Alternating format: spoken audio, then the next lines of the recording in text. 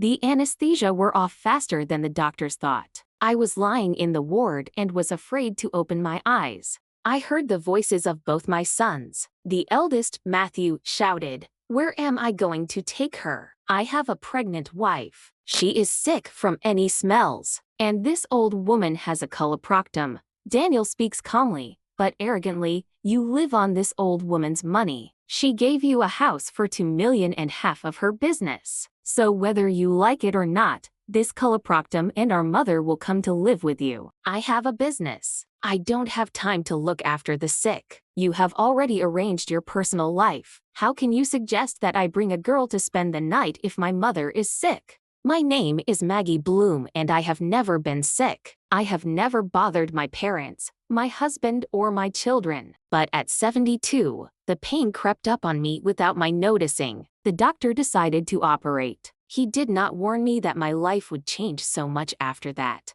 I could no longer listen to their screams. I was flailing my fingers. The monitors were beeping. I could hear Daniel calling for a nurse. "She is dying. You see why I do not want to take this old woman in. I do not want anyone to die in my house. And she is so old and weak that she could leave at any moment. We will take turns looking after her. Let us make a deal. Whoever dies in her house will inherit everything that now belongs to her." They talked about a house worth over $4 million, a shoe factory that had passed into my possession from my father, and 50 more stores in different states. The stakes were too high. My children were already waiting for me to die. I kept my eyes closed and measured my breaths like a miser counts coins. In, 2, 3, out, 2, 3. If I breathed, I lived. If I lived, I chose. And if I chose, I would not be somebody reluctant inheritance plan strapped to an for pole. "Mrs. Bloom," the doctor's voice landed like a quiet hand on the shoulder. "You did well in surgery. The first month will be the most critical. If you tolerate recovery, we'll consider the reversal. The stool collector is not permanent. But another operation now is too risky. Anesthesia could be hard on your pressure."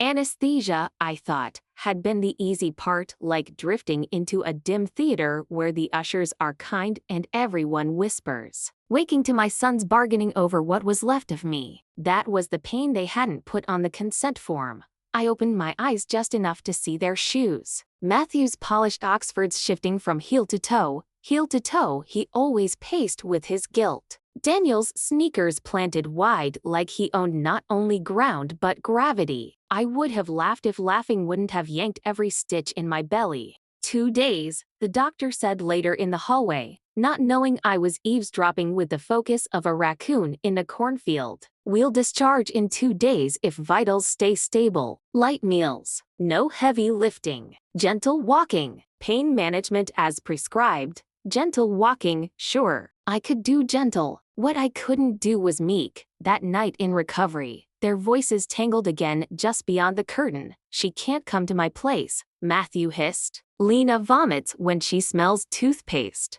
"Then don't let your wife near toothpaste," Daniel replied. "You owe her care. You owe me space. I've got deals moving." My monitor picked that moment to bleep in a rhythm I can only describe as disco chicken. And a nurse swept in with the calm that comes from ignoring men like my sons for a living. She adjusted the line, tucked my hand back under the blanket, and whispered, "You've got the fight look. I've seen it. Save it for when you need it most." "Oh, honey," I whispered back, "I've been saving it for years." 2 days later, they arrived to fetch me like rival auctioneers courting a very valuable antique in questionable condition. I performed my best impression of a sweetly confused statue and let them talk around me. The trick to pretending deaf is to also pretend slow. Blink, nod, drift. Meanwhile, I catalogued everything. Matthew's new watch not cheap, not paid for. Daniel's haircut expensive. Barbers don't make you moral.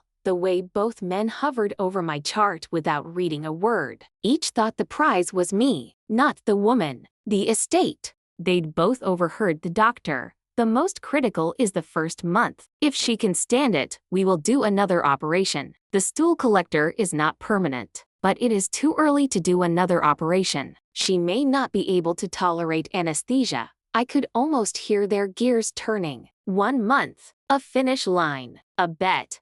I said, charming as wilted lettuce, when Daniel tried to lift my bag with a sigh that had martyr written all over it. It's settled, he announced to the nurse before I could blink twice. She's going with Matthew. Matthew squared his shoulders, eager to seem dutiful. Of course she is. Lena will be thrilled. His smile came off like scotch tape to shiny, not made to last. I let them wheel me out like a queen whose crown was in 4-bag and whose scepter was a walker. In the parking garage, they argued over who would fold the wheelchair. Brothers. They'd compete to carry my coffin if it meant an extra mention in the will. At Matthew's house, a new construction temple to gray paint and open shelving, I was placed in the guest room that faced the fence. Lena, 4 months pregnant and fragrance sensitive to the air itself, greeted me with pinched nostrils and the conviction that I was a biohazard. I'll keep the window open, she said, already opening it. Fresh air is good for stitches. Drafts are also good for pneumonia, I said sweetly, but do whatever your morning sickness permits. The first day was a symphony of rules I already knew. Sip broth. Walk a little. No lifting. You're lying down too much, Matthew scolded halfway through the afternoon. Leaning in the doorway with a spreadsheet frown, the doctor advised me to keep the stitches from coming apart. I reminded him,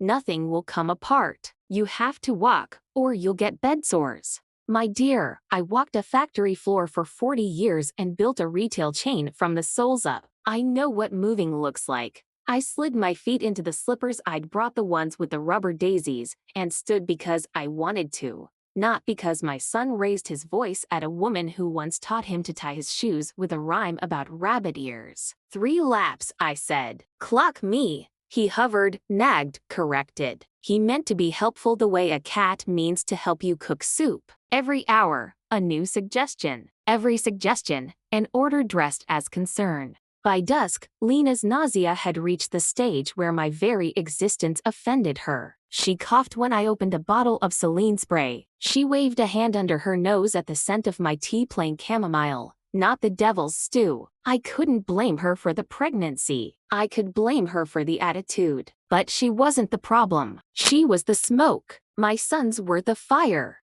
Night dragged its heavy sky across the windows, and the house settled into that rich, suburban silence that sounds like promises. I'm a lifelong insomniac when I smell trouble. At AM, I padded to the kitchen for water and found the light already on. Voices low and slicing. This woman is a bag of money, Matthew whispered into his phone. She was our mother until we couldn't do without her help. Now we're grown boys. I have my own plans for the factory. People from Chicago are ready to pay $38 million for her. I stopped breathing, then started again because I am not, despite their wishes, a ghost, but she won't agree to the sale, Daniel said on speaker. He always sounded calmest when he was being cruel. Who will ask her? Matthew scoffed. If she makes it to the next operation, she won't tolerate anesthesia. You know she has blood pressure problems. Silence clanged. Then Daniel, softer, the bet stands? The bet stands, Matthew said. We take turns.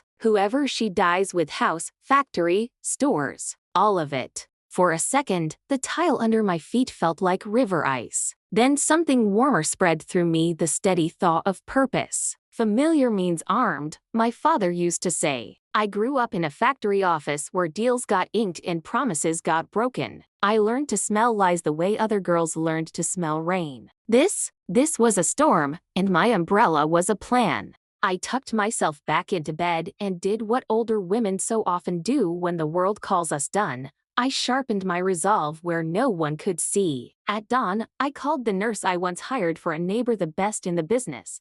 A woman named Yvonne who could coax confession out of a church bell. Can you start tomorrow? I asked. For you, Miss Bloom? She said. I started 5 minutes ago. By breakfast, I was dressed and sitting up, a little lipstick to remind myself whose mouth this was. Matthew brought me oatmeal and an instruction manual for breathing. Lena hovered behind him, pale and irritated at my audacity to metabolize. I ate 2 bites and smiled. I'll be going home today, I announced. You can't, Matthew said, spoon midair. The doctor said, gentle walking. light meals, no heavy lifting, and good care. My house has railings I picked out myself, and Yvonne will meet me there at noon. You, my son, have a wife who is sick from every smell including oxygen, so let's spare her my sins." His mouth opened, then closed. He flicked a glance at the guest room where my overnight bag sat small on purpose, because I had never planned to stay.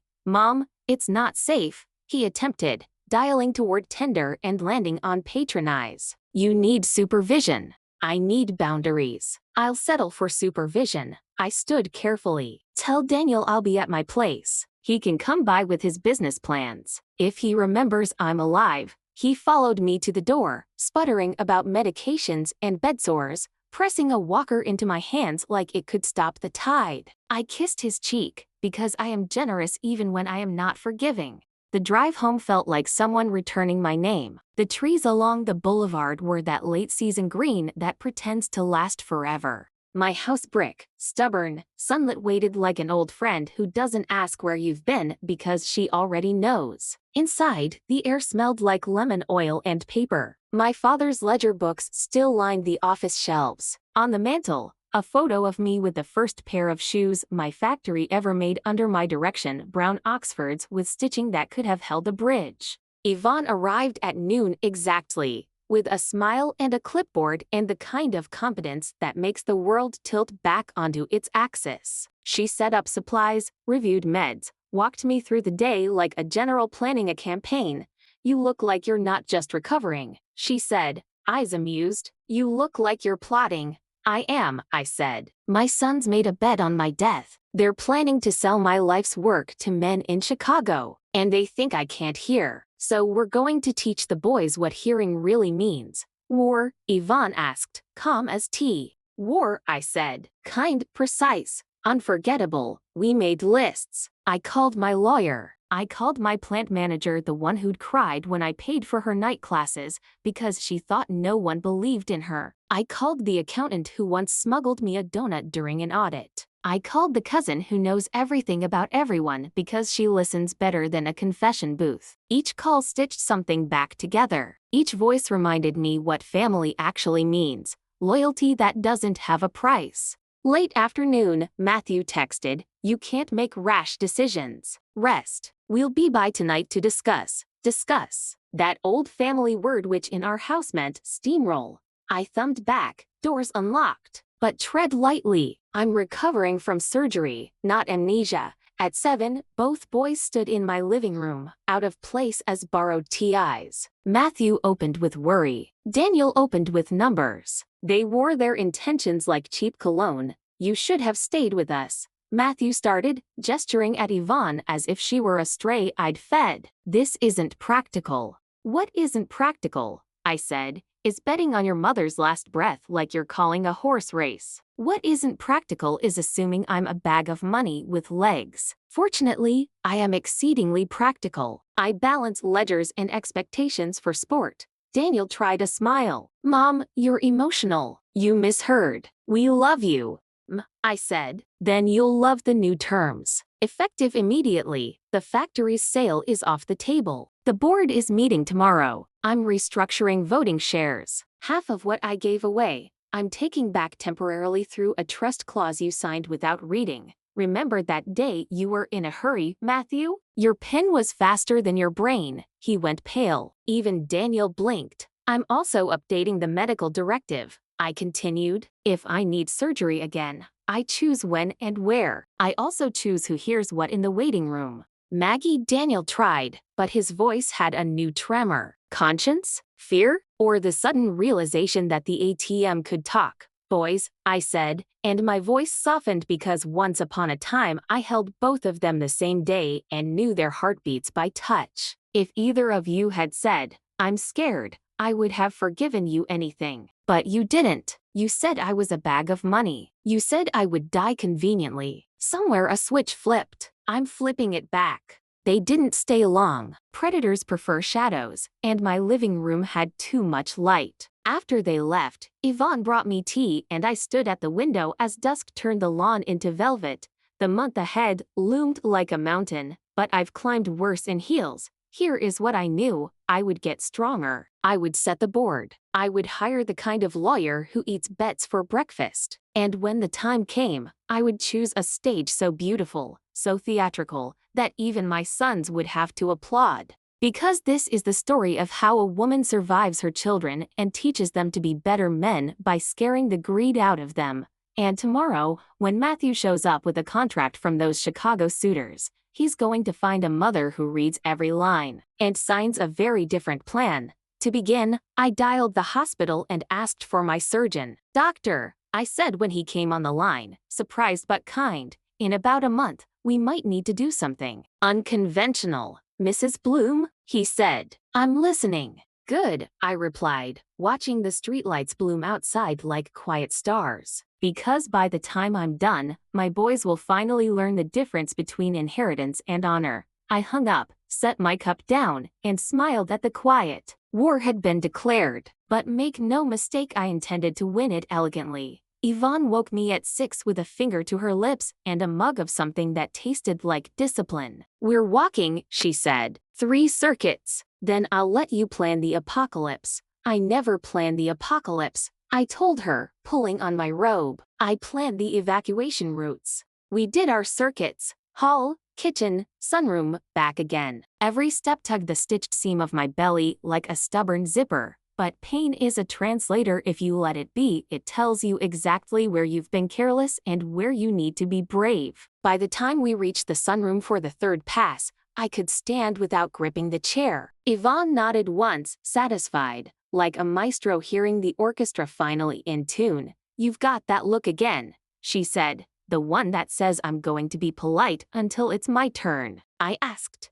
"The one that says God help whoever thinks it's their turn." She left me to my calls. First, my lawyer, a grandmotherly viper named Sheila Grant, who knit during depositions and could gut a hostile witness between pearls. I explained the boys' midnight wager, the threatened sale, the trust clause Matthew signed in a hurry. She made 3 little hums, the sound of a sewing machine taking a corner. "Your father was clever," she said finally. "He baked a right of reversion into the transfer of shares. You can reclaim voting control in a moment of incapacity risk, conceived for hostile takeovers. But sons with knives count. I'll file today." Quietly. Quietly means when they reach for the cookie jar, the jar bites. Next, the plant manager, Esperanza, who had worked her way from stitcher to floor boss with the force of a river wearing down rock. I told her I was coming in briefly, carefully, stubbornly. "You can't, Maggie," she said, scandalized. "You've got a bag on your stomach. You need rest." "Sweetheart, I ran this factory through a blizzard when the delivery trucks spun out on Route 9 and the only heat came from the glue ovens. I'll sit in the glass office and wave like a parade queen. But I need to see my people's faces,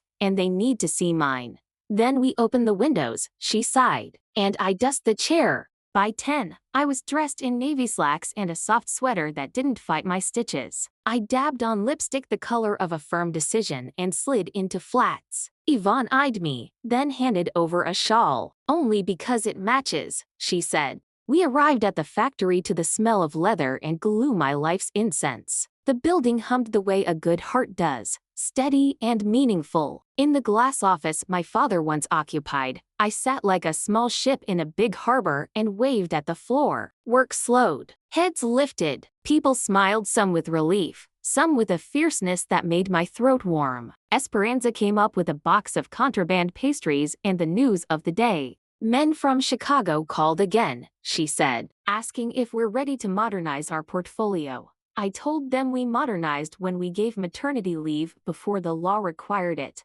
"Bless you," I said, taking a bite of a pastry Yvonne pretended not to see. "Today we set 2 fires and put out 1. First, I'm invoking the reversion clause. Second, we're drawing up an ESOP expansion. Employee ownership?" Esperanza's eyes shone. "Maggie, you saint and sinner." "I prefer queen and carpenter," I said. "We'll build the boy a gallows and crown the workers all in the same afternoon." The board met at noon in the small conference room with the ugly ficus I never had the heart to fire. Matthew arrived late, smelling like nervous cologne. Daniel was early, handsomely bored. Sheila took a seat at my left, laid out the documents like a magician setting her deck. "We're here to discuss a planned sale," Daniel began. "No," I said mildly. "We're here to discuss the limits of your imagination." Sheila slid the reversion papers across the table. "Per the founding trust executed 19 years ago, Mrs. Bloom's voting rights revert to her in circumstances of incipient incapacity, risk, and material threat to the mission of the company. As counsel, I assert both." Matthew grabbed the papers like a drowning man grabs driftwood. "This is a trick. It is a clause," Sheila said, smiling with 8 of her teeth. "You can't just take it back," Daniel said. "We have plans." "Plans are lovely," I replied. "Results are better. And since my incapacity apparently hasn't prevented me from attending meetings, eating pastry, and crossing swords, consider your wager officially void. I won't ask who won the first watch. I know you both lost." They bristled. They blustered. But documents are heavier than bravado, and Sheila had stacked the deck. When it was done, I took a breath and turned to the board. "New business, an employee stock ownership increase. 10% additional over 3 years, vesting tied to longevity and training. We expand the apprenticeship program. We tie bonuses to quality metrics, not just volume." "That cuts profit margin," Daniel said, aghast. "That increases loyalty," I countered. "You can't sell loyalty to Chicago. You can only earn it and keep it. A vote, a victory, not enormous, not permanent, but ours." After the meeting, the boys stayed behind like students condemned to detention. For a moment I just looked at them, these men who had once been sticky with popsicle and reckless love. Matthew wouldn't meet my eyes. Daniel held my gaze with that cool I had misread for strength since he was 14. "You two will be visiting in shifts," I said. "Not to watch me die, but to watch me live. You'll sit in my kitchen and refill the tea and learn the schedule for my medications. You will not discuss sales, inheritances, bets, or funeral homes. If you slip, I'll fine you not money, time. 12 hours volunteering at the shelter on 3rd. The one with the soup kitchen where greed goes to sober up." Matthew blinked. "You can't make us."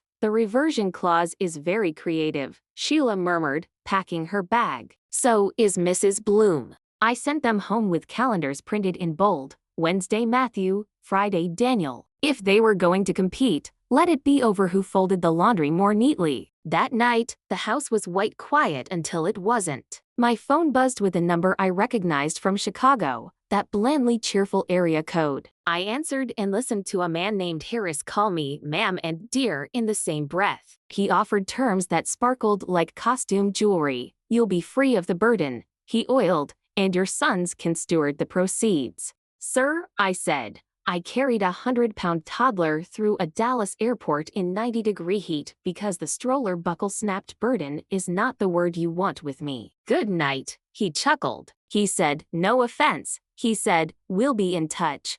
I set the phone down and stared at the ceiling fan until it blurred into a polite hurricane. 2 days later, Matthew arrived for his first shift, determined to convert me to his program of brisk recovery and financial enlightenment. He brought a binder labeled Care Plan color-coded and profoundly wrong and an odorless soy candle for Lena's comfort. He found Yvonne, who treats patronizers like toddlers with matches, and tried to take over. "Mom should walk 5 minutes every hour," he declared, tapping his chart. "I should," I agreed, taking my walker. "And I will after we call the florist." "The what?" "The florist," I repeated. "I'm sending lilies to the oncology ward."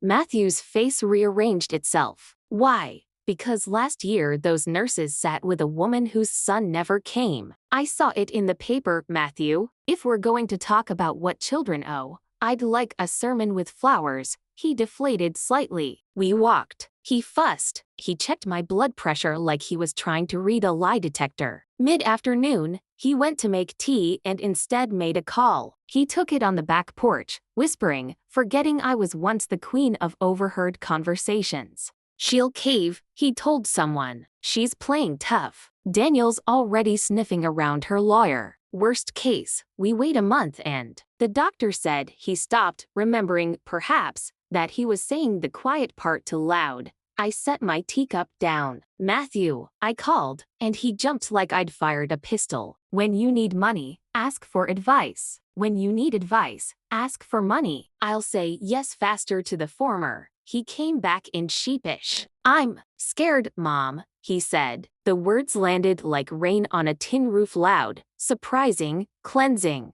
Good, I said softly. Only cowards pretend they aren't. That night, after he left, I called the surgeon again. About our unconventional plan, I said. Suppose a woman wanted to stage an exit without the final act. Suppose she wanted to teach two men how to count their blessings without counting dollars. The doctor exhaled. Mrs. Bloom, you're proposing theater. I ran a factory, I said. We do wardrobe changes every day. He told me what would be required: a careful coordination with staff, an understanding of the ethics, a tight circle of trust. He warned me about the shock. He asked me if I was sure. I'm sure, I said, but not yet. We need an overture first. The overture arrived as Daniel's shift. He came in a suit he had no reason to wear and a smile he thought counted as penance. He brought me a bouquet that looked like it had won a pageant. He checked the time twice before we reached the kitchen.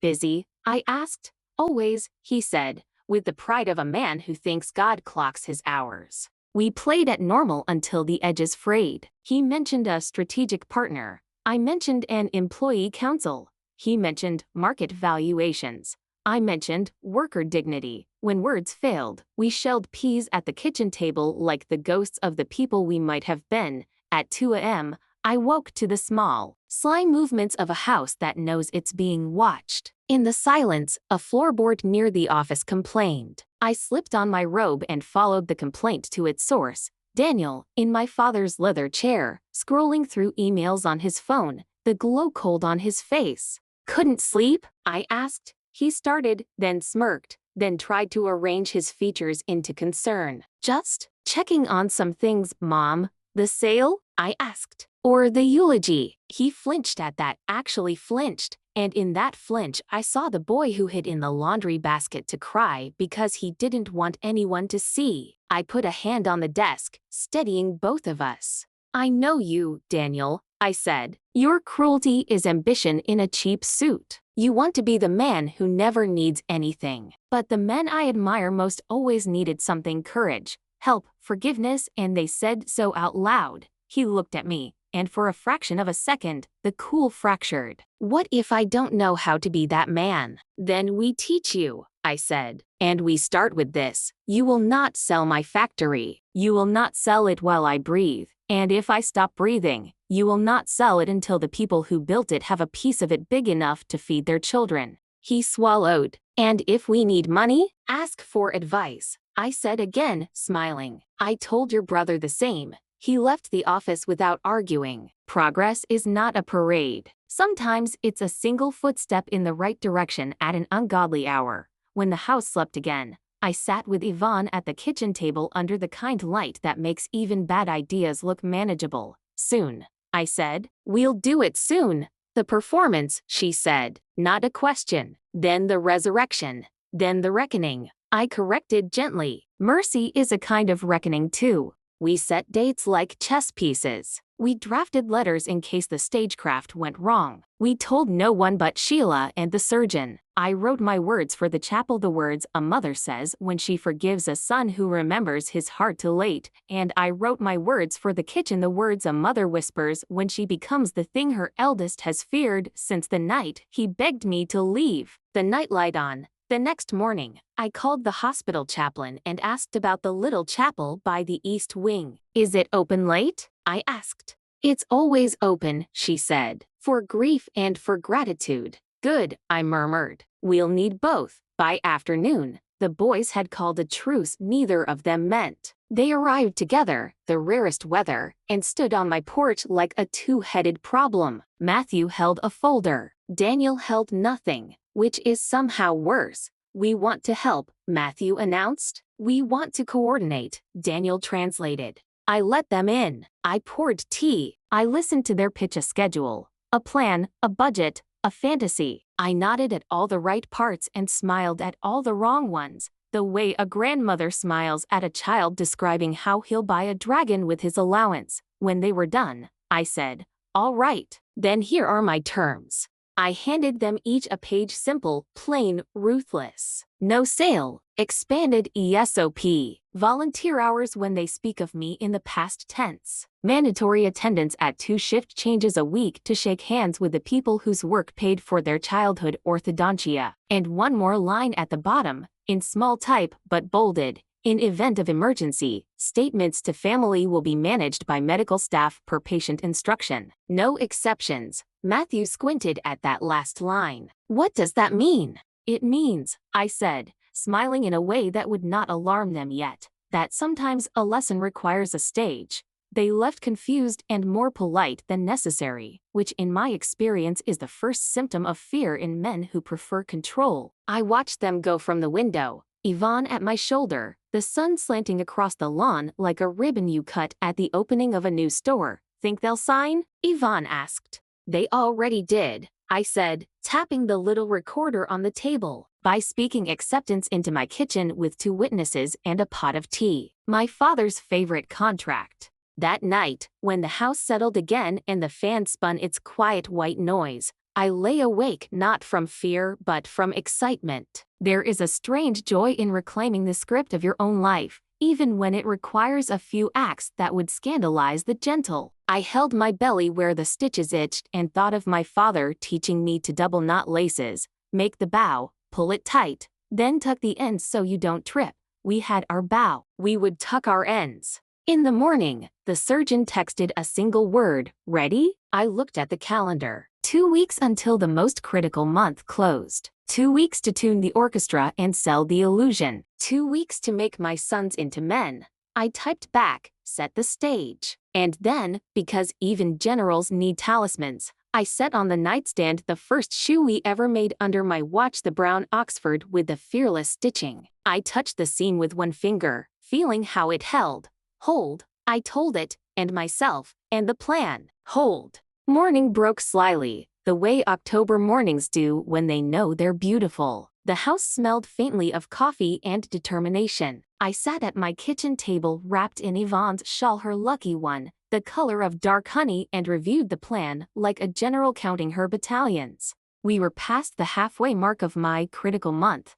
My stitches had healed cleanly, my blood pressure was down, and my sons were growing nervous, not because I looked unwell, but because I didn't. They'd been waiting for decline, for weakness to play its part in their inheritance drama. Instead, I was blooming slowly, yes, but unmistakably. The doctor's team had been looped in, thanks to a quiet favor I'd called in years ago when I funded their new recovery wing. A woman doesn't need to buy loyalty, I told Yvonne. She just needs to remember who she helped when they needed remembering. The plan was simple in structure and delicious in irony. A complication during a follow-up procedure, a call to the waiting sons, a brief announcement of my passing. Then the curtain would fall. My eldest would celebrate. My youngest would repent. And somewhere between their 2 reactions, I'd rise again, not as their victim, but as their lesson. "You're smiling like a woman who just bought fireworks," Yvonne said that morning, setting down a tray of oatmeal and grapefruit. "Better," I said. "I bought the fuse and the crowd." By noon, Matthew arrived for his shift, armed with a portable blood pressure cuff and a condescending smile. He insisted on reading the numbers himself, as if Yvonne were running a scam ring under my roof. "It's too high," he muttered. "That's the reading you get when someone annoys me," I said. "Try stepping out of the blast radius." He didn't laugh. Matthew rarely did anymore. His humor had dried up around the same time he discovered spreadsheets could replace personality. He spent the afternoon pacing, fiddling with his phone, making hushed calls from the porch. I pretended not to listen, but my hearing was excellent when fueled by spite. "Daniel, she looks fine," he whispered. "That's what's weird. She shouldn't be walking this much." The doctor said, "Yes, I know, but if she makes it to the next operation, we lose the house leverage." "No, she hasn't signed the sale. I told you, she's planning something. I can feel it." Oh, bless him. At least one of my sons was finally developing intuition. by evening, he'd grown restless enough to suggest taking me out for dinner. "Something nice," he said. "You shouldn't always eat at home." "Something nice?" I echoed. "Do you mean a restaurant or your conscience?" He blinked, confused. "A restaurant, Mom." "Then let's stay home," I said. "Restaurants are for people who don't like their own cooking." He gave up, and I savored that small, quiet victory. The next day was Daniel's shift. He arrived in gym clothes, smelling of aftershave and regret. I'd noticed that regret had become his new scent, subtle, like the ghost of decency trying to find its way back. "Morning, Mom," he said, softer than usual. "Morning, Daniel. You look like you're going to apologize for something." He froze. "Do I?" "Yes. I suggest you start now before the feeling passes." He sat down, rubbed his hands together, and said, "I've been thinking." Dangerous habit. I mean it. I've been thinking about the factory. About you. I was wrong about a lot of things. I let him twist for a bit, stirring my tea like I was stalling a jury verdict. "You'll have to be more specific, dear. I've got 72 years of things." He swallowed. "About the bet. About the sale. About everything." I watched him carefully. There was something real in his voice, hesitant, imperfect, but real. "And what brought this revelation?" "I went by the chapel last week," he admitted. "The one near the hospital. There was this old woman praying for her daughter, who'd stopped speaking to her. I just listened. It made me think about how I've been acting." "Well," I said, leaning back, "divine intervention has interesting timing. I want to make it right," he said. "Good," I replied, "because soon you'll get the chance." 2 days later, I met with the surgeon in his office. He was a kind man, mid-50s, with tired eyes that suggested he'd seen both miracles and their opposites. "Are you sure, Mrs. Bloom?" he asked again. "This is quite an emotional stunt." "Stunts are for attention," I said. "This is education." He smiled despite himself. "And your sons won't suspect? They'll believe whatever feeds their ego. One will think he's finally rich. The other will think he's finally punished. It's perfect." We discussed logistics, the timing, the privacy, the ethics. He would mark the file critical, and I would fail to recover during a short procedure. My medical directive allowed staff to communicate my passing only to the next of kin, both of whom would be waiting at the hospital. After the declaration, the body would be moved to the morgue for an hour before being transferred to a private wing for observation. In reality, I'd be resting in a separate recovery suite until the reveal. Yvonne would be the sole civilian in on the secret, armed with tissues and the acting skills of a soap opera veteran. When we finished, the doctor leaned back and said, "You know, Mrs. Bloom, most people your age are trying to rest. You're orchestrating a moral Broadway show." "I rest best after the curtain call," I said. Back home, Yvonne and I set the stage for the coming week. We arranged my belongings in the house to make it look like I'd left suddenly: a folded blanket, an open book, a vase half filled. We even tucked the letter under the lamp for Daniel, where it would catch his eye later. "What's in the letter?" Yvonne asked. "The truth," I said, wrapped in a bow and dipped in guilt. "And for Matthew?" "Oh," I said, smiling thinly, "he's getting the deluxe experience." 3 days later, I was back in the hospital. A follow-up check, officially. A closing act, unofficially. The sons were summoned separately. Daniel came first, nervous but gentle. Matthew arrived 10 minutes later, irritated by traffic, chewing mint gum like he was erasing evidence. In the pre-op room, I looked at both of them. "No fighting," I said. "If you must argue, do it in the parking lot. I'd like to go under anesthesia with peace in my ears." They both mumbled assurances, each glancing at the clock like vultures checking their schedules. "See you soon, Mom," Daniel said softly. "Yes," I told him. Soon. What followed was a performance for the ages. I lay still on the hospital bed, monitors humming, lights low. The anesthesiologist, another trusted ally, winked before administering the medication. "Sleep, but not too deep," I said, and drifted into that dim theater again. Some hours later, the curtain rose. The doctor emerged into the waiting area, shoulders heavy, voice quiet.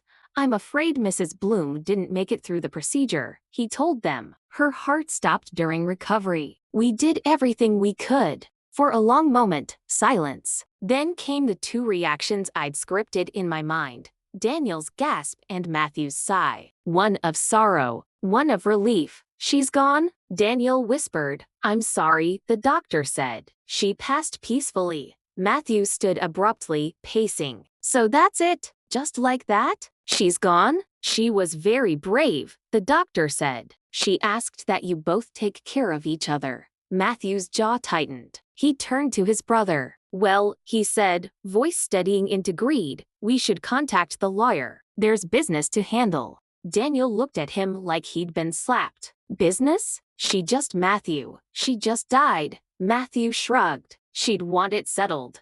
No, my dear boy, I thought from behind the curtain of death. What I want settled is you. While the doctor escorted Daniel to the chapel, Matthew slipped away, phone already in hand. He called Sheila's office. Then he called the factory. Then, finally, he called someone in Chicago. By dusk, he was at a bar, ordering expensive whiskey and telling a half-interested woman that life was strange, that fortune came suddenly, that his mother had a good run. Meanwhile, in the chapel, Daniel knelt under the soft glow of candlelight, tears tracing the lines of his face. He whispered apologies that reached no one but God and, unbeknownst to him, me, for I was already there, standing quietly at the back of the small chapel in a gray coat and a scarf pulled high. The doctor had arranged for it. I was to watch unseen, before the final scene of my performance. When Daniel finally rose, I stepped forward. Mom, he breathed, his eyes widening. Yes, sweetheart, I said, my voice breaking for the first time in months. It's me. He stumbled toward me, trembling. They said you, I know, I said, and they needed to say it. You needed to hear it. Sometimes death is the only teacher people listen to. He sank to the bench, covering his face with his hands. I sat beside him, took his hand, and held it as steady as I could. Matthew doesn't know? He asked. Not yet, I said, but he will, tonight. And then, as the chapel bell struck 7, I smiled a slow, knowing smile that could have lit the darkened nave itself. Let's give your brother a ghost story he'll never forget. Night has its own kind of courage. It slips into your house without asking, rearranges your shadows, and dares you to face yourself. That was the kind of night I chose to return from the dead. Daniel drove me home from the chapel in stunned silence. He kept glancing at me like I might vanish again if he blinked too long. His knuckles were white on the steering wheel, his breath shallow, half relief, half disbelief. Are you really here? He finally whispered. I smiled. Sweetheart, even ghosts don't nag this much. Yes, I'm here. Flesh, blood, stitches, and a little vengeance. He laughed, the sound broken but genuine. It reminded me of the boy who used to giggle whenever I read him ghost stories under a blanket with a flashlight. Funny how life loops back like that. You start with monsters that hide under your bed, and you end by confronting the ones you've raised yourself. At home, Yvonne was waiting with soup and the kind of grin only accomplices wear. She hugged me like a woman proud of her crime. How was the chapel? She asked. Redemptive, I said, glancing at Daniel, who sat quietly at the table. He's seen the light now, we just have to teach his brother to fear the dark. Yvonne chuckled. You sure you want to go through with the scare tonight? He'll have a heart attack. Oh, darling, I said, lowering myself into a chair. If he survives his greed, he'll survive me. The plan was elegant. Matthew, believing me dead, had gone straight from the hospital to a bar, and then home, his home, the modern mausoleum of beige furniture and silent ambition. By midnight, he'd likely be asleep, dreaming of contracts and casinos. I'd arrived not as his mother, but as his consequence. The costume was simple, a long white nightgown, powder on my face, and an old family locket that caught just enough light to shimmer like something unearthly. The doctor had lent me a hospital wristband, proof of authenticity. Yvonne insisted on accompanying me. Just in case you decide to haunt a little too hard, Daniel volunteered to drive. He was still pale, still shaken, but determined. Mom, he said softly as we pulled up to Matthew's house, What if this goes wrong? Then we improvise, I said. I built a business on improvising. We'll be fine. We parked down the street. The night was cold, the kind that makes your breath look like whispers. Yvonne stayed in the car, engine running, while I walked slowly toward the house. The porch light was off. The curtains glowed faintly from the dim interior lamps. Inside, Matthew was sprawled on the couch, still half-dressed, a whiskey glass in one hand and a smug smile on his lips. On the table lay a document folder, Sheila's name printed neatly in the corner. He'd already called her office, probably demanding his inheritance. I stood at the window for a long moment, watching. The boy I'd once rocked to sleep had become a man who could toast to his mother's death. My heart broke quietly, efficiently. Then it hardened. I knocked. 3 sharp taps, spaced like a heartbeat. Nothing. I knocked again. This time he stirred, confused. What the? He looked at the clock. Midnight. Then he looked toward the window. His face drained of color, because there I was, white gown, pale face, locket glinting. Still, silent, he froze, his hand trembling around the glass. Mom, he whispered. I tilted my head just enough. He dropped the glass. He stumbled back, nearly tripping over the coffee table. I slipped through the unlocked door. Oh, the irony of a man who could secure millions but not a deadbolt. Matthew, I said softly. Did you miss me? He gasped. No, this isn't real. I finished for him. Neither was your love, apparently. He pressed his back against the wall, eyes wide, voice shaking. You're not, you can't be dead. I took another step forward. That's what they told you. You must have been so relieved. He shook his head violently. No, I celebrated, I said. Toasted to your luck? Called the buyers in Chicago? He froze again. Guilt looks different on everyone. On Matthew, it was a sudden collapse of posture, like someone had cut the strings holding him upright. Mom, I didn't mean. Oh, I think you did, I said, voice steady. You meant every word. You bet on my death, and then you won. He was shaking now. I didn't know what to do. Daniel was pushing. The factory. Stop, I said. You don't need to explain. I understand greed. I've seen it in boardrooms, in men's eyes when they think the deal is theirs. But I never thought I'd see it in my son. He sank to the floor, hands clutching his head. I'm sorry. I'm not, I said. Because you're going to remember this night every time you look in a mirror. He looked up. What are you going to do? I already did, I said simply. I died, Matthew. For a few hours, you lived in a world without me. You felt it. You saw it. You made your choice. He blinked, processing, confusion crawling across his face. Wait, what? Sit up, boy. I'm not a ghost. I'm your mother, and I'm alive. The doctor was in on it. You failed the test. He stared. The silence was so thick you could have wrapped it around the house. Then he whispered, You tricked me. Yes, I said. And you deserved it. His expression twisted, shame, anger, disbelief, all fighting for space. That's insane. Insane, I echoed, is betting on your mother's funeral. This is justice. He buried his face in his hands, muttering curses that wilted halfway out of his mouth. When he looked up again, his eyes were wet. I don't even know who I am anymore. Then start fresh, I said. Learn to earn what you want, not steal what's easy. I walked toward the door, but before leaving, I turned. By the way, Matthew, don't bother calling the factory. I've already shifted ownership shares. Half of it belongs to the workers now. The rest will stay with the family, but not you. Not yet. You'll have to earn your way back. He didn't answer, just stared, hollow and small in the glow of his own living room.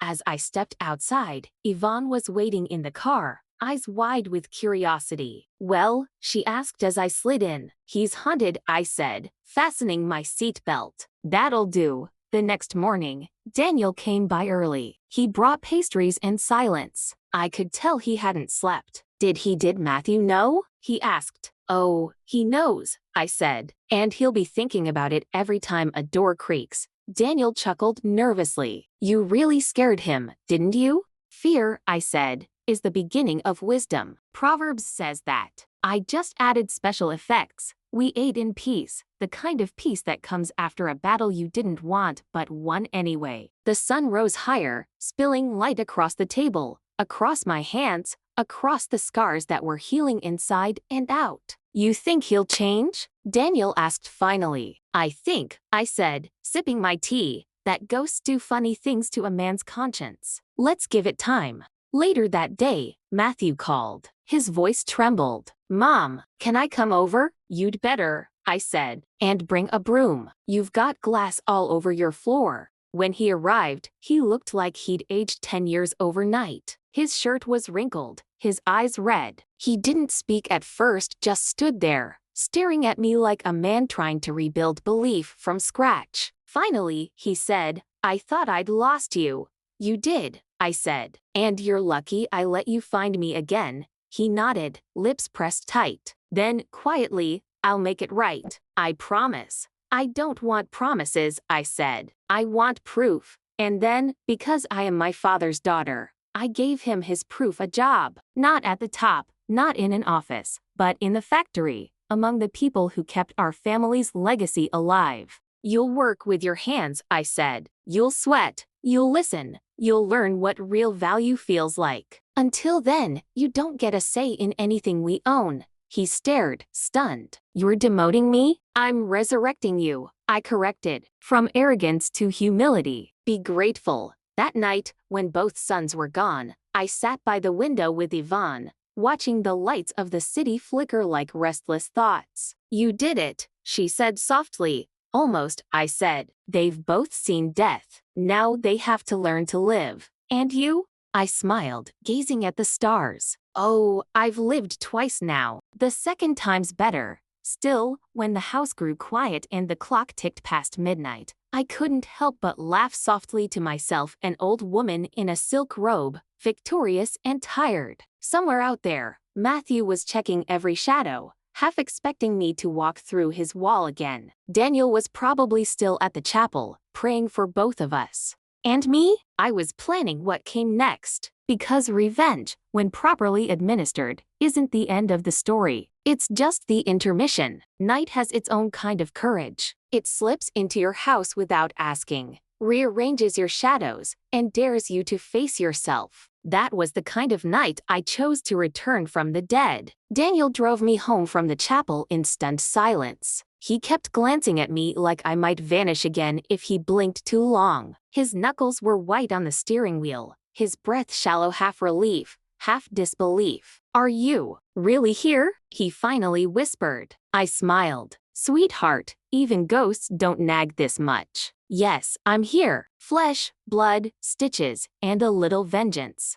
He laughed, the sound broken but genuine. It reminded me of the boy who used to giggle whenever I read him ghost stories under a blanket with a flashlight. Funny how life loops back like that. You start with monsters that hide under your bed, and you end by confronting the ones you've raised yourself. At home, Yvonne was waiting with soup and the kind of grin only accomplices wear. She hugged me like a woman proud of her crime. How was the chapel? She asked. Redemptive, I said, glancing at Daniel, who sat quietly at the table. He's seen the light now. We just have to teach his brother to fear the dark. Yvonne chuckled. You sure you want to go through with the scare tonight? He'll have a heart attack. Oh, darling, I said, lowering myself into a chair. If he survives his greed, he'll survive me. The plan was elegant. Matthew, believing me dead, had gone straight from the hospital to a bar, and then home, his home, the modern mausoleum of beige furniture and silent ambition. By midnight, he'd likely be asleep,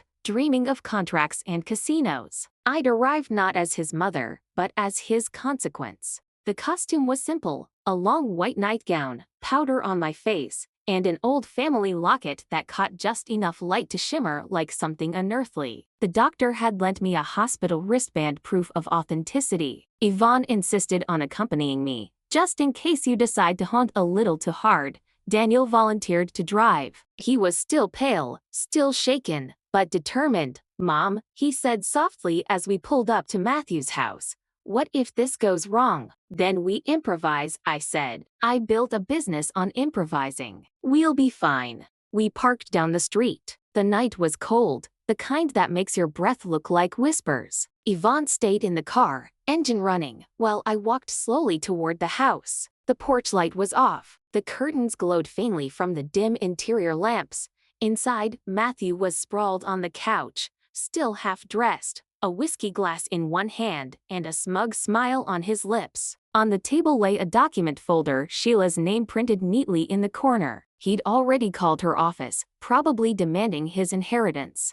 I stood at the window for a long moment, watching. The boy I'd once rocked to sleep had become a man who could toast to his mother's death. My heart broke quietly, efficiently. Then it hardened. I knocked. 3 sharp taps, spaced like a heartbeat. Nothing. I knocked again. This time he stirred, confused. What the? He looked at the clock. Midnight. Then he looked toward the window. His face drained of color. Because there I was, white gown, pale face, locket glinting. Still, silent. He froze, his hand trembling around the glass. "Mom," he whispered. I tilted my head just enough. He dropped the glass. He stumbled back, nearly tripping over the coffee table. I slipped through the unlocked door. Oh, the irony of a man who could secure millions but not a deadbolt. "Matthew," I said softly. "Did you miss me?" He gasped. No, this isn't real." I finished for him. "Neither was your love, apparently." He pressed his back against the wall,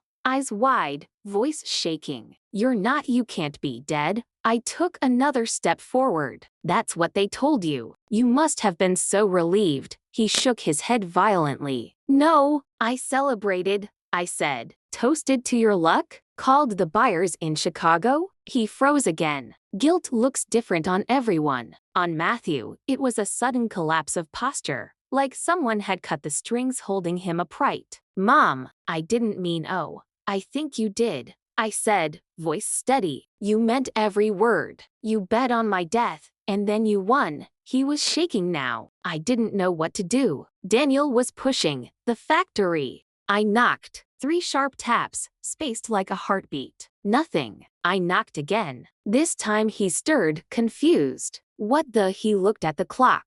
Midnight. Then he looked toward the window. His face drained of color. Because there I was, white gown, pale face, locket glinting. Still, silent. He froze, his hand trembling around the glass. "Mom," he whispered. I tilted my head just enough. He dropped the glass. He stumbled back, nearly tripping over the coffee table. I slipped through the unlocked door. Oh, the irony of a man who could secure millions but not a deadbolt. "Matthew," I said softly. "Did you miss me?" He gasped. No, this isn't real." I finished for him. "Neither was your love, apparently." He pressed his back against the wall, eyes wide, voice shaking. You can't be dead." I took another step forward. "That's what they told you. You must have been so relieved." He shook his head violently. "No, I celebrated," I said. "Toasted to your luck? Called the buyers in Chicago?" He froze again. Guilt looks different on everyone. On Matthew, it was a sudden collapse of posture, like someone had cut the strings holding him upright. "Mom, I didn't mean oh.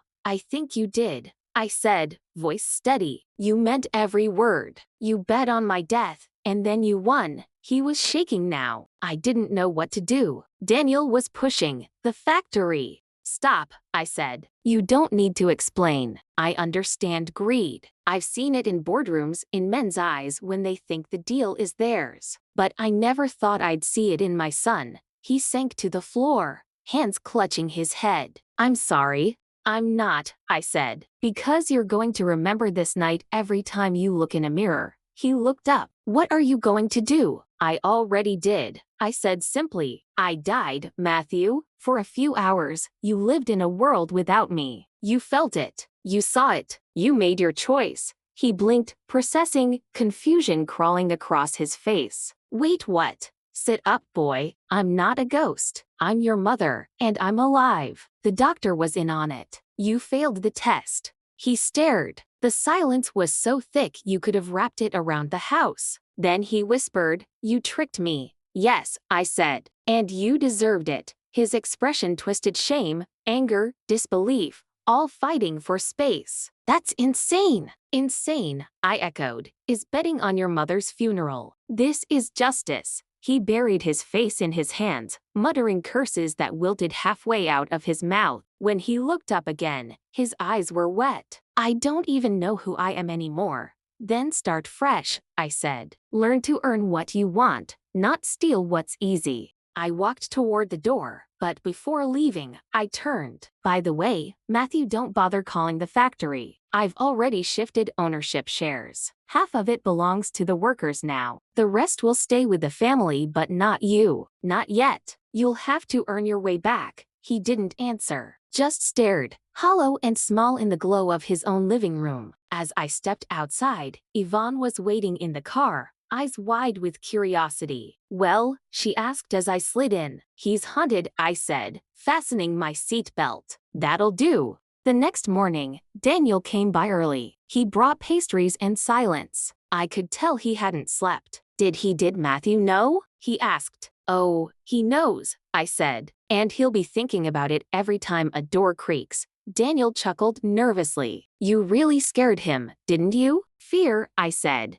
is the beginning of wisdom. Proverbs says that. I just added special effects. We ate in peace, the kind of peace that comes after a battle you didn't want but won anyway. The sun rose higher, spilling light across the table, across my hands, across the scars that were healing inside and out. You think he'll change? Daniel asked finally. I think, I said, sipping my tea, that ghosts do funny things to a man's conscience. Let's give it time. Later that day, Matthew called. His voice trembled. Mom, can I come over? You'd better, I said, and bring a broom. You've got glass all over your floor. When he arrived, he looked like he'd aged 10 years overnight. His shirt was wrinkled, his eyes red. He didn't speak at first, just stood there, staring at me like a man trying to rebuild belief from scratch. Finally, he said, I thought I'd lost you. You did, I said. And you're lucky I let you find me again. He nodded, lips pressed tight. Then, quietly, I'll make it right. I promise. I don't want promises, I said. I want proof. And then, because I am my father's daughter, I gave him his proof, a job. Not at the top, not in an office, but in the factory, among the people who kept our family's legacy alive. You'll work with your hands, I said. You'll sweat. You'll listen. You'll learn what real value feels like. Until then, you don't get a say in anything we own. He stared, stunned. You're demoting me? I'm resurrecting you, I corrected. From arrogance to humility. Be grateful. That night, when both sons were gone, I sat by the window with Yvonne, watching the lights of the city flicker like restless thoughts. You did it, she said softly. Almost, I said. They've both seen death. Now they have to learn to live. And you? I smiled, gazing at the stars. Oh, I've lived twice now. The second time's better. Still, when the house grew quiet and the clock ticked past midnight, I couldn't help but laugh softly to myself, an old woman in a silk robe, victorious and tired. Somewhere out there, Matthew was checking every shadow, half expecting me to walk through his wall again. Daniel was probably still at the chapel, praying for both of us. And me? I was planning what came next. Because revenge, when properly administered, isn't the end of the story. It's just the intermission. Autumn thickened into that kind of golden melancholy only October knows how to make, where even the wind sounds like memory. The leaves fell, the factory hummed, and for the first time in years, my house was filled with the quiet that feels earned, not empty. It had been a month since my theatrical passing, and I was beginning to enjoy the side effects of my own legend. People treated me differently now. They spoke softly, as though I might drift away again if startled. Even the banker who once lectured me about late-stage retirement strategies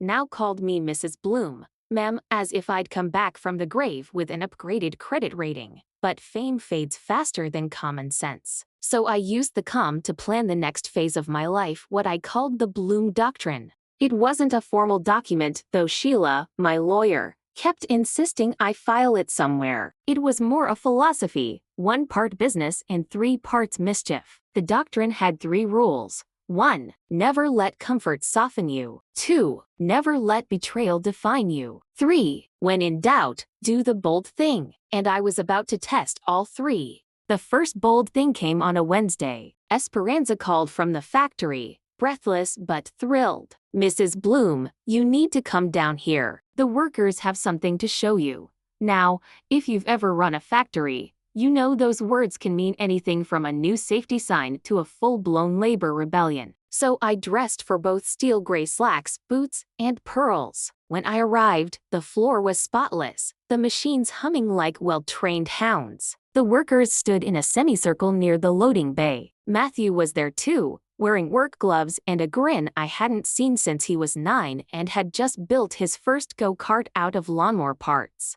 "What's this about?" I asked. Esperanza gestured to the wall behind her. Hanging there was a banner, hand-painted in the factory colors. "Bloom Shoes family made, family owned, family saved." I'll admit it, my throat got tight. I've seen a lot of words in my time, but those hit harder than any contract or court order ever did. Matthew stepped forward. "They made it this morning," he said, rubbing his neck. "They said they wanted to honor the new ownership plan. And, did you tell them about the ghost part of my management style?" I teased. He laughed. "No, they'd never believe it." "Oh, they'd believe it," said Esperanza, winking. "They already think you haunt the office printer when someone misfiles an invoice." I laughed until my stitches ached, and for the first time in months, it wasn't the laugh of defiance or irony, it was joy, pure and simple. When the laughter settled, I took a deep breath and looked at my son. "You've done well, Matthew." He hesitated. "I'm trying, Mom. I didn't think I'd like it here, but..." He glanced around at the floor, at the workers waving back. "It feels like home."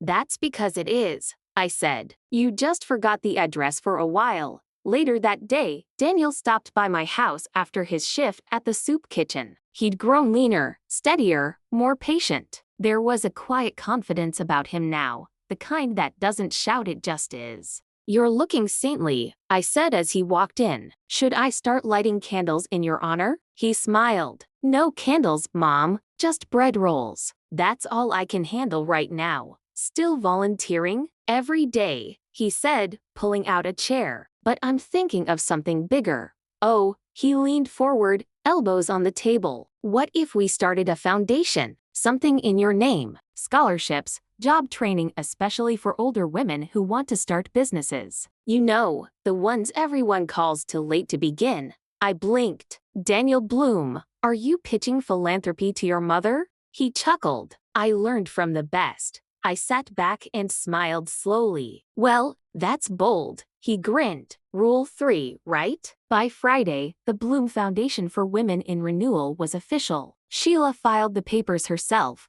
muttering about how I'd outlived both a hospital record and a generational curse. We launched it quietly, no press, no gala, no Instagram-worthy nonsense. Just a letter to my employees and friends. When life takes something from you, take something back and make it useful. The response was overwhelming. Retired seamstresses sent notes. Local colleges offered partnership programs. One woman mailed me a photograph of the first pair of Bloom shoes she'd ever bought, worn down but still holding together. "Like you," her letter said. Well, that one got me. But peace, like good shoes, never lasts long before someone tries to scuff it. It started with a phone call, an unfamiliar voice with a slick, city drawl. "Mrs. Bloom, this is Robert Harris from Chicago. We met once briefly. I'm following up on the acquisition proposal your son mentioned." I smiled, even though he couldn't see it. "Ah yes, the man who mistook my factory for a clearance sale." A pause, then a nervous laugh. "We're still interested. I understand the family dynamic has changed. We'd be happy to make a new offer."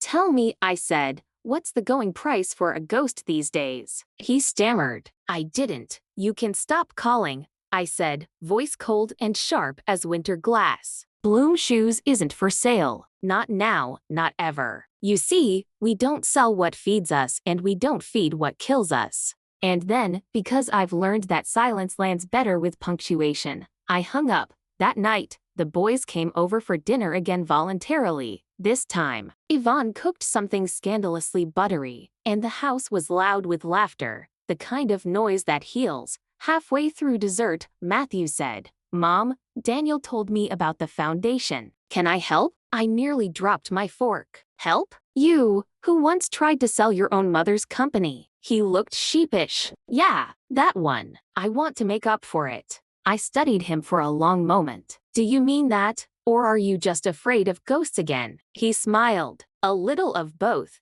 "Good," I said. "Fear is a fine motivator, but guilt's the better teacher." Welcome aboard. When the dishes were done and the house was quiet, I poured myself a small glass of brandy and stepped out to the porch. The air smelled of smoke and damp leaves, that delicious scent of endings and beginnings. Yvonne joined me with her cup of tea. "You're finally content, aren't you?" she said. I thought about that for a long moment. "Not content," I said. "Prepared. Contentment is what you feel before you die. Preparation is what you feel before you live again." She nodded, smiling. "Then what's next, Maggie Bloom?" I tilted my head, watching the streetlights blink on one by one. "Oh, I'm not done teaching lessons. There's a world full of Matthews out there, men who forget that mothers build empires before breakfast and come back from the dead before lunch. Maybe it's time they heard the gospel according to Maggie." "The gospel?" Yvonne laughed. "You starting a church now?"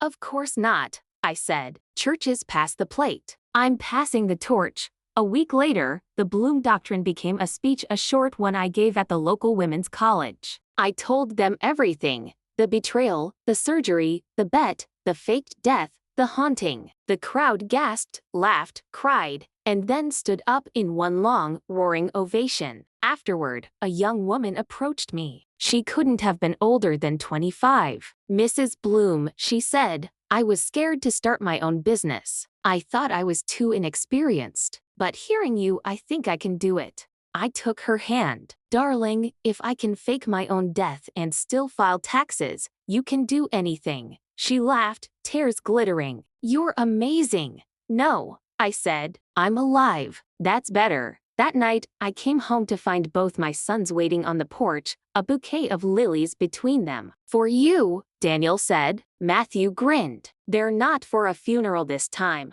I took the flowers, my heart swelling. You boys finally learned the right occasion for lilies. We went inside. I set the bouquet in a vase on the mantel, right next to the photograph of my father in his old work apron. I could almost hear him saying what he always did when I was little. "Don't wait for miracles, Maggie. Make them sweat." And that's exactly what I planned to keep doing. Because at 72, I wasn't done yet, not by a long shot.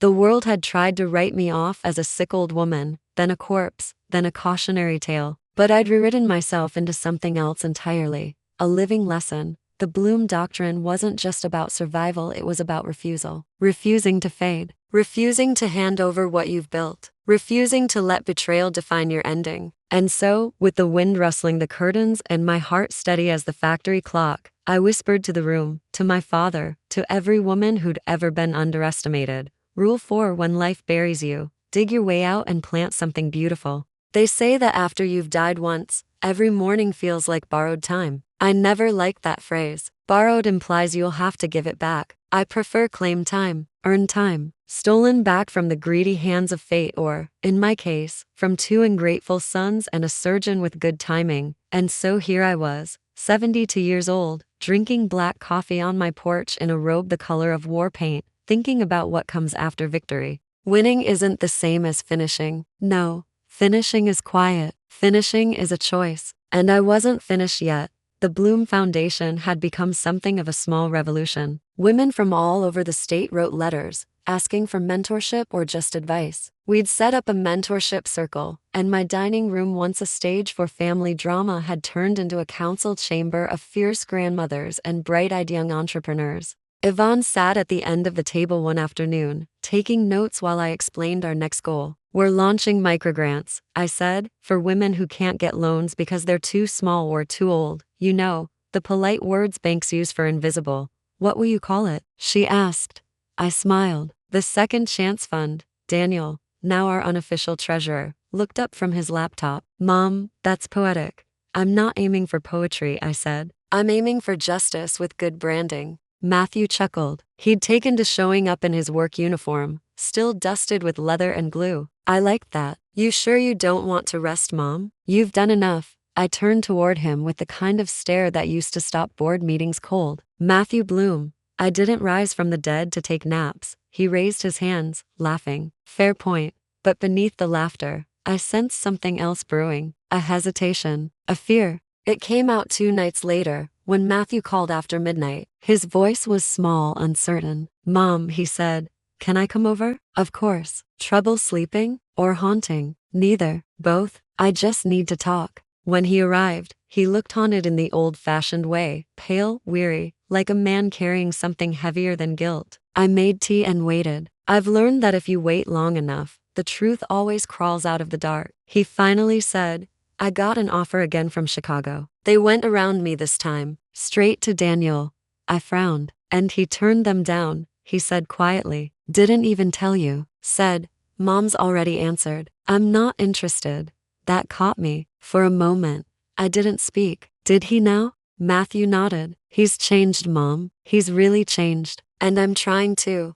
But every time I look at you, I still see the woman I hurt. I reached across the table and took his hand. His fingers were rough, warm. Then stopped looking backward. You can't undo the past, but you can outgrow it. His eyes shone, wet but defiant. Do you really forgive me? I smiled. I forgave you the moment you got scared of my ghost. He laughed through the tears, and for the first time, I saw him not as my betrayer but as my boy again. My beautiful, foolish, newly human boy. 2 days later, the factory had its first Founders' Day. Not for me, but for everyone who'd built it. The employees threw a party, music, banners, food trucks parked outside the gates. The Bloom family, for once, stood not above but among the workers. Esperanza gave a speech, Daniel handled the finances, and Matthew, God bless him, handed out pay bonuses from his own pocket. When they called me to the stage, I didn't prepare a speech. I never do well with rehearsed words. I spoke straight from the gut that had been cut open and sewn back together both literally and metaphorically. I've lived long enough to learn that family isn't blood. I began. Family is the people who show up when you stop being profitable. The crowd laughed. Some cried. I went on. Don't let anyone tell you you're too old, too broken, too late. If I can come back from the dead and balance payroll in the same week, you can do anything. And to my sons, I looked at them, both blushing like schoolboys. Thank you for reminding me that the greatest revenge isn't anger. It's success with style. The applause that followed wasn't polite, it was thunder. After the crowd dispersed and the music faded, I stayed behind for a moment, watching the sunset spill gold across the factory windows. Yvonne joined me, holding a paper plate of leftover cake. You look proud, she said. I am, I admitted, but not of myself, of them, of all of them. She nudged me. You're allowed to be proud of yourself too, you know.